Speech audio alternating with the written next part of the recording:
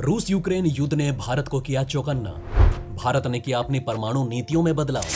अब पाकिस्तान के इरादों को रौंदेगा भारत सरकार। भारत में आतंकवाद फैलाने वालों को करारा जवाब।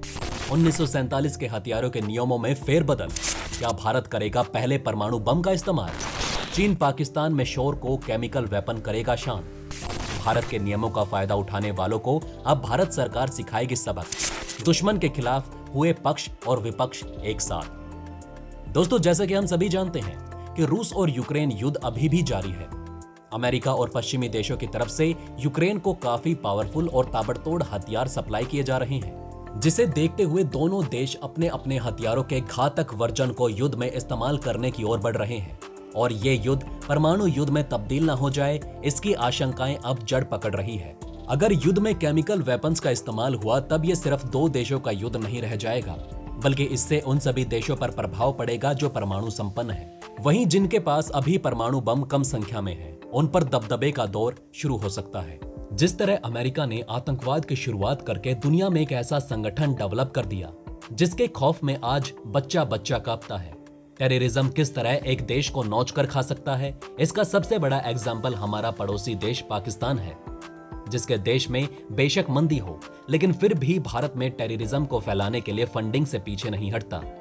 वहीं अब चीन, जो रूस और यूक्रेन के जरिए भारत पर दबाव बनाने की कोशिश कर रहा है, और पाकिस्तान, जो टेररिज्म को भारत में पनपने के लिए जगह दे रहा है, इन दोनों को ही भारत सरकार के इस फैसले ने करारा जवाब दिया है। भारत सरकार अपने हथियारों की नीति में इतना बड़ा बदलाव कर रही है जिससे भारत देश में आतंकवाद के मंसूबों को जड़ से खत्म किया जा सकता है।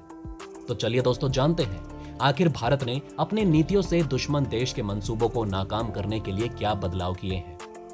दोस्तों, आगे बढ़ने से पहले आपको ये बता दें कि इस साल की शुरुआत में दुनिया में कितने परमाणु हथियार थे।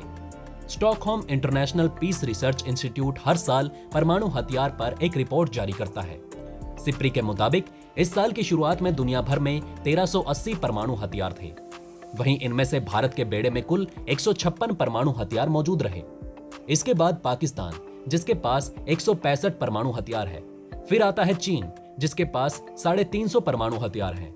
और दोस्तों, दुनिया में सबसे ज्यादा परमाणु हथियार इस समय रूस के जखीरे में मौजूद हैं, जिनकी संख्या 6255 है। और इनमें से 1625 परमाणु हथियारों को रूस ने तैनात कर रखा है।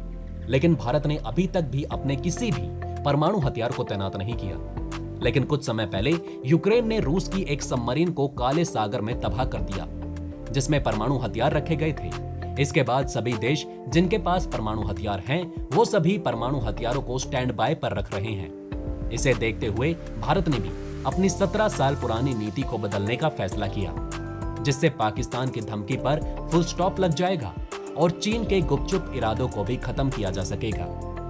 दरअसल दोस्तों, कुछ समय पहले संसद में भारत सरकार द्वारा 17 साल पुराने नियम को बदलने की पहल की गई। इस पहल को दोनों ओर से, यानी कि पक्ष और विपक्ष दोनों ने समर्थन दिया, क्योंकि देश की सुरक्षा से बढ़कर और कुछ भी नहीं। इतने समय से Bharat no first use policy को मानता आया, जिसका फायदा पाकिस्तान ने उठाने की भरपूर कोशिश की। तो चलिए आपको भी उस नियम के बारे में बताते हैं। दोस्तों, 1971 में भारत पाकिस्तान युद्ध में पाकिस्तान को करारी हार के बाद पाकिस्तान ने एक संगठन का निर्माण किया, जिसका काम भारत और पाकिस्तान की ताकतों पर स्टडी करने का था। इस संगठन ने दोनों देशों की ताकत पर गहन स्टडी की, और जब रिपोर्ट पाकिस्तान को सौंपी तो उसमें कुछ हैरान कर देने वाले तथ्य सामने आए। उस रिपोर्ट में साफ लिखा था कि सैन्य बल के माध्यम से या सीधी टक्कर लेकर पाकिस्तान भारत से कभी नहीं जीत सकता। अगर पाकिस्तान भारत से जीतना चाहता है तो भारत में आतंकवाद को फैलाना होगा, जिससे भारत सरकार और आर्मी का ध्यान टेररिज्म पर रहे, और तब पाकिस्तानी भारत पर अटैक करें। इसी को ध्यान में रखते हुए पाकिस्तान हमेशा से भारत में आतंकवाद फैलाने के लिए फंडिंग करता आया है, चाहे फिर पाकिस्तान भूखे क्यों ना मरे। लेकिन पाकिस्तान सरकार हमेशा भारत में टेररिज्म को बढ़ाने के लिए हर संभव कोशिश में जुट जाती है। अब आप सोच रहे होंगे कि आखिर फंडिंग करके होता क्या है। दरअसल दोस्तों, इस फंडिंग से भारत में इलीगल वेपन बनाए जाते हैं, और अब इसी को रोकने के लिए भारत सरकार अपने नियम में बदलाव कर रही है। साथ ही नए नियम बना रही है, जिसके जरिए न सिर्फ पाकिस्तान बल्कि चीन भी भारत में खुफिया तरीके से जो फंडिंग करता है उस पर रोक लगाई जाएगी। इस बात को जरा ध्यान से समझिए। मान लीजिए अगर कोई विदेशी संस्था भारत सरकार की जानकारी में आए बिना या खुफिया और गलत तरीके से किसी भारतीय संस्था को फंड यानी पैसा देती है कि वो गैर कानूनी हथियार का निर्माण करे, तो भारत सरकार अब ऐसों के लिए एक कठोर नियम लेकर आई है। वहीं इसके बिल्कुल विपरीत, अगर कोई भारत संस्था किसी विदेशी संस्था से हथियारों को बनाने के लिए फंड लेती है तो भारत सरकार उसकी पूरी जांच पड़ताल करेगी और उस संस्था के अकाउंट को भी फ्रीज कर देगी। दोस्तों, आपको बता दें कि ऐसा सच में हो रहा है और ऐसा भारत में हो रहा है कि कई विदेशी संस्था भारत में आतंकवाद को बढ़ाने और उन्हें हथियारों को सप्लाई करवाने के लिए भारतीय संस्था को फंड देती है और कुछ देशद्रोही अपने देश के खिलाफ ऐसे कामों को अंजाम देते हैं। दोस्तों, ये संस्थाएं हथियारों के साथ साथ न्यूक्लियर वेपन और केमिकल वेपन का भी निर्माण करते हैं, जिससे देश को कितना खतरा हो सकता है इसके बारे में सोचकर ही दिल दहल जाता है। इसलिए भारत सरकार इस नियम के जरिए कई कड़े कानून बनाएगी, जिससे अभी तक जो घर का भेदी लंका ढा रहा था उसे कड़ी से कड़ी सजा दी जाए। वहीं इससे चीन और पाकिस्तान के भारत में उनके सोर्स को खत्म करने में और उन्हें पकड़ने में भी मदद मिलेगी।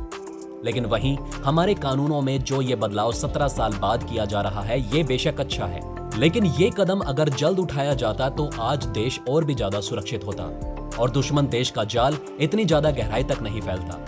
साथ ही दोस्तों, हमारे देश में कई ऐसे कानून हैं जिन्हें बदलने की जरूरत है। आपकी इस पर क्या राय है, हमें कमेंट में जरूर बताएं। वहीं अगर आप भी मानते हैं कि देर आए लेकिन दुरुस्त आए, तो भारत के द्वारा एकजुट होकर उठाए गए इस कदम के लिए कमेंट में भारत माता की जय लिखकर भारत के इस कदम को सपोर्ट करें।